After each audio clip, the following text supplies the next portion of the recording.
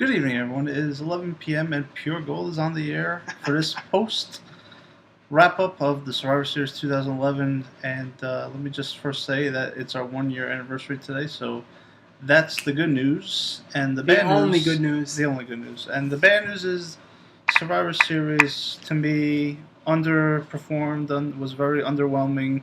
Crowd didn't seem to be in it as much as I thought it would be for a New York City crowd. Yeah, definitely not. All in all, sir, it's $40 that we wish we could have back.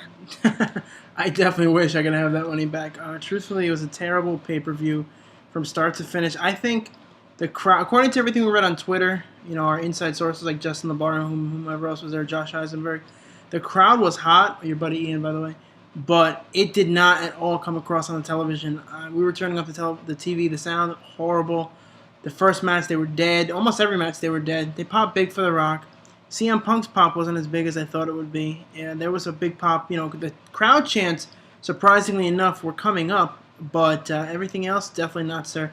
All I can do is scratch my head.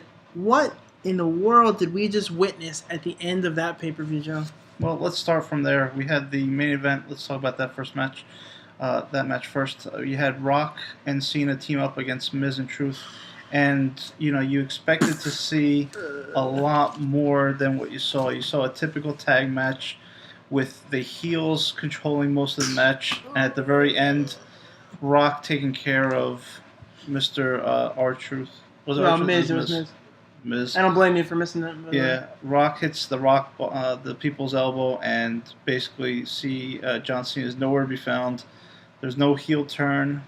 There's no, controversy. There's no nothing except for the fact that Rock's first match back in so many years is a successful one. And sir, I don't know what they're trying to do. I don't know either. I don't understand what the WWE is thinking with this booking. I don't get. And then at the end, Rock lays out Cena. So the second time he comes across Cena, he lays him out. Michael Cole made a comment that this is the first bomb or first salvo launched in their, in the rivalry or whatever. But I mean, they're not going to fight for another 4 months. They're not going to fight till WrestleMania. Rock is probably not going to appear at too many other shows. If anything, maybe he'll appear like the week of WrestleMania or maybe the Rumble. I think he should be at the Rumble, in the match to make their match a title match, right? And then they both eliminate each other, or Cena eliminates Rock. I don't understand what they're thinking with this booking. That's what makes, I think, the storyline so bad too, sir, is that The Rock is going to go back to Hollywood and make his movies, and now John Cena just, was in a tag match, and he has, no role on Raw right now. None. Well, CM Punk now is champion. Good call by you, by the way. I did not see that one at all, and we'll get into that in a second, but having The Rock win with Cena and Cena getting rock bottom at the end, you're right. There is no role for John Cena. There's nothing for him to do. This doesn't make any sense where he's going to go from here. At least the heel turn would have livened things up. He could have gone after Punk for a few, but now I'm just lost. I don't see where he's going. Punk is going to be tied up with Del Rio probably for the next month or two, and I don't know. I just don't get it. I don't understand what the WWE booking committee thought when they booked this match. Yep. So, going backwards in order. Horrible. Yeah. Going backwards, the next match before that was the WWE title match between CM Punk. Yeah, match of the night, I would say. And Albert Del Rio. I think it was the match of the night. I think the crowd was into it. You saw a lot of different moves. Albert Del Rio hitting his move. Yeah, definitely. CM Punk hitting. He tried to go to sleep. He tried to go to sleep, but hit him with the Anaconda Vice. Yeah. And that match, I thought that CM Punk might be able to win with a hot crowd, and he was able to pull it off. I did not think that at all. Considering that a lot of heels won their matches tonight, that was a good match. I just think that you're going to have the standard Albert Del Rio facing CM Punk at TLC the next pay-per-view. Definitely, that should be a good match. Definitely an interesting match. But man, I'm just so upset that we spent money on this pay-per-view. I wish the WWE would refund our money, because that pay-per-view absolutely sucked. Speaking of, somebody tell me this. This is a side note. Just gotta throw this in there. Who in the world wants another Steve Austin DVD? We need a 15th Steve Austin DVD. Seriously. Whoever buys it out there, you're an absolute fool or a buffoon or both, because that is a joke. How much more footage can we see of Austin, and how many more times is he going to do color commentary? What they need to do is get The Rock, sit down for an hour, do commentary on his DVD, whatever the case is, do a brand new Rock DVD that's actually worth the money. And just have to throw that out there because that really bugs me. Aside from that, what other matches? The Mark Henry Big Show was a surprisingly entertaining match. You know, I'm going to go back. It wasn't a horrible pay-per-view, but it was not what we paid for. It's not what we expected. Let me just say that because there was about 3 good matches. The opening match was good, although the crowd hated it with Morrison and Ziggler. I thought that was a good match. You know, Zack Ryder came out. What's up with his hair? I don't know. But tell us about the show, Henry. What did you think of that match? I thought it was surprisingly good. They fought. The crowd was into it for the most part, and I think the spot of the night was Big Show climbing to the top rope. Oh, that was great. A la Macho Man. Absolutely classic. And dropping the big elbow. I didn't think he was going to make it. He was halfway across the ring. That was amazing. Right.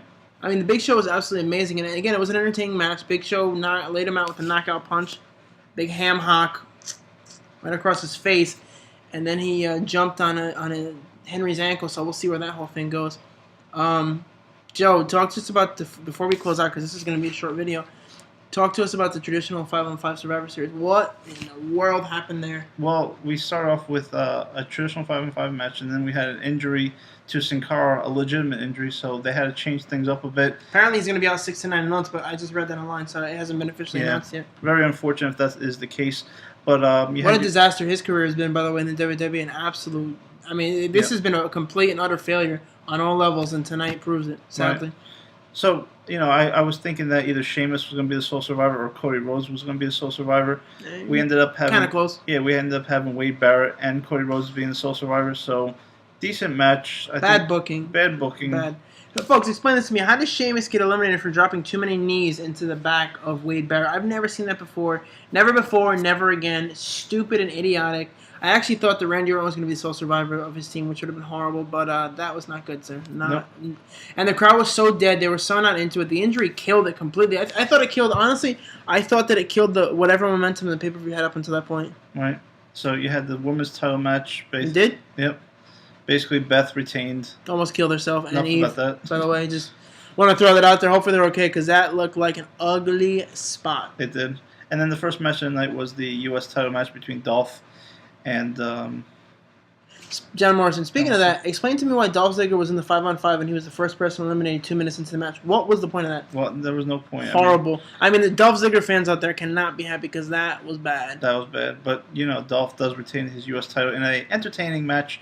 The type of match that you want Raw to open up with, not a cold JR segment. That would have been a good start to a 3-hour Raw on Monday. You're absolutely right. I agree with you. Well, folks, I mean, that's about all the time that we have in terms of the pay-per-view. We just wanted to thank you for tuning in. We wanted to thank you for listening to the show. You can check us out, puregoldpg.com. Look at all of our past episodes. You can follow us on Twitter, puregold_DG. This guy right here, puregold_JB. This guy right here. Always have some good, interesting stuff. You got to see what I was tweeting during the show because it was classic, I would have to say. And then when Joe and I are talking about Major League 2 and quoting it, you know that it's a bad show. But make sure to tune in Tuesday night. We're going to have Josh Eisenberg from WrestleZone.com. It's going to be good. Check out all our other 80 episodes. I mean, we've had some amazing guests. We have amazing guests coming up this year, sir. And it started the 19th of November last year doing the Survivor Series preview. We actually did a preview video that for somehow, some way, the audio got ruined. So that's why we're doing this one. But, sir, what'd you think? For the first 1 year, yeah. First year has been great. I mean, to get all the guests that you've gotten us has been just a true blessing, and can only hope that, you know, this really takes off in a even bigger direction than we had hoped. Absolutely, sir. And all I got to say is this right here is pure gold. I'm going to challenge you for this title. We need like a pure gold toughen up something. Lay the smackdown. Chair shot to the head. Gold, solid gold shot to the head. This is pure gold. This is pure gold. We are pure gold.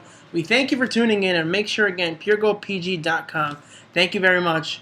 Woo! For JB, this is DG of Pure Gold reminding you to always keep it PG. Good night, everybody. And the Survivor Series sucked. See you Tuesday.